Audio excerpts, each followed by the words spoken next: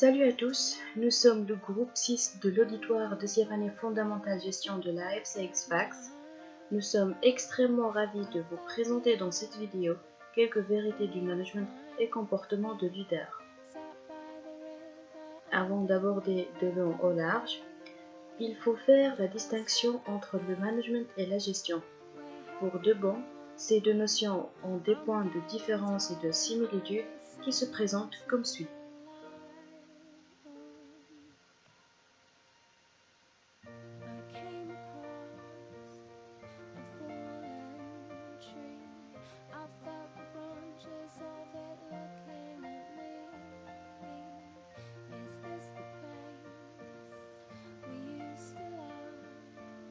Passons maintenant au domaine d'application du management.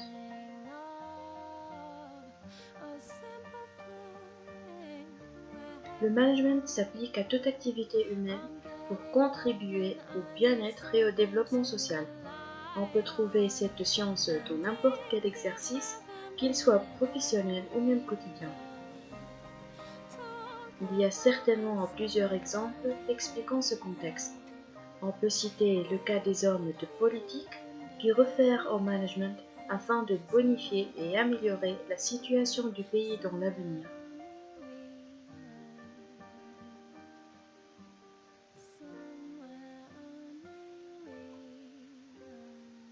La mère de la famille peut être aussi l'un des exemples dans ce cadre-là, dont elle se comporte comme un manager dans le but de bien contrôler le budget qu'elle possédait tout en plaisant les désirs de toute la famille.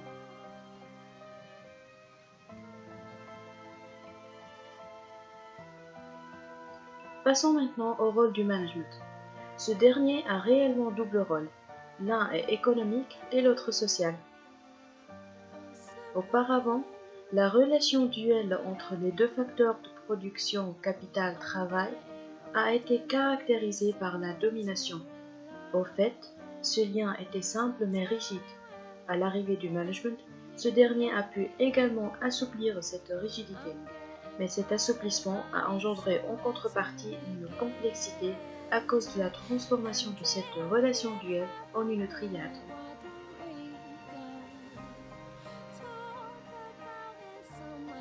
L'autre rôle, qui est social, se manifeste par l'organisation de la relation entre pôle blanc et pôle bleu, père et fils, étudiants et enseignants, etc.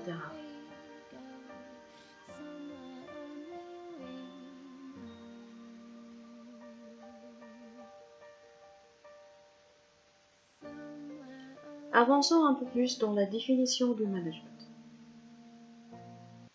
À vrai dire, dans n'importe quelle science, le bagage scientifique n'est pas suffisant. D'ailleurs, le côté artistique est absolument nécessaire pour pouvoir réussir brillamment.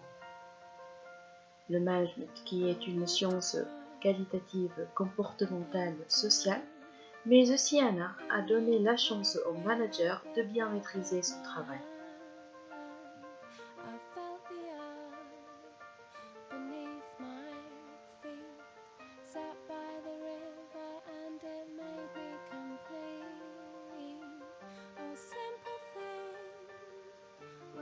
Jetons maintenant un coup d'œil sur les fondements et les conditions du management.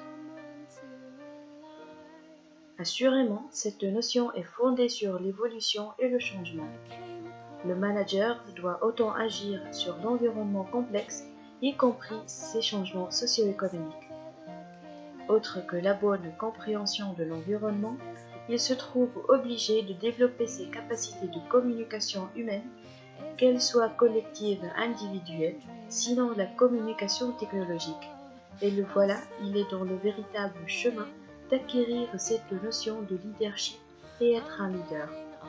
Tout cela ne peut être garanti qu'à partir de l'approche systémique qui sert à systématiser son travail d'exécution, d'où le gain du temps.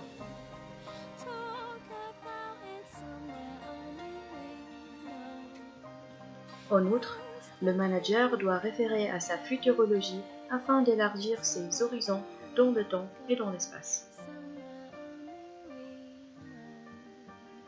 Voilà, c'est presque la fin de la vidéo. Il ne reste que jeter un regard sur les principes du management. Alors, le dirigeant consacre beaucoup du temps à la réflexion sur les décisions stratégiques telles que la fixation des objectifs. Et avec l'aide des cols blancs et des cols bleus, l'efficacité se réalise après la concrétisation des objectifs. À part la rationalité, il y a un autre principe de management qui est la prise en compte du facteur temps dans lequel le manager essaye, après la planification, de réduire le temps de réalisation, ce qui explique fortement son pouvoir extrême à gagner du temps. Cela l'aidera également à toujours prendre en compte du progrès, toujours penser et toujours voir autre situation le plus loin possible. La question qui se pose à ce niveau-là, comment il réussit à effectuer ces opérations? Réellement, la réponse est bien claire et nette. L'organisation systématique et la communication sont les clés de la réussite.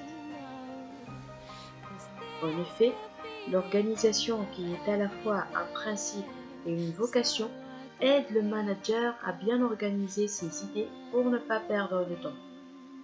Quant à l'analyse objective des décisions, il fait participer tous les intervenants, qu'on soit col blanc ou col bleu, pour la prise de la meilleure solution.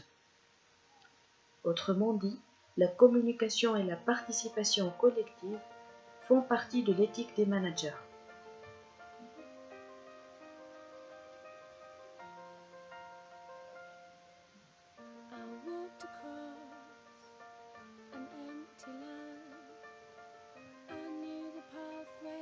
Et ce n'est pas le moindre, le côté spirituel est absolument présent dans le travail du manager. Ce dernier devrait croire en destinée et considérer que pour tout effort, il y a certainement une réussite, et c'est également le travail continu humain.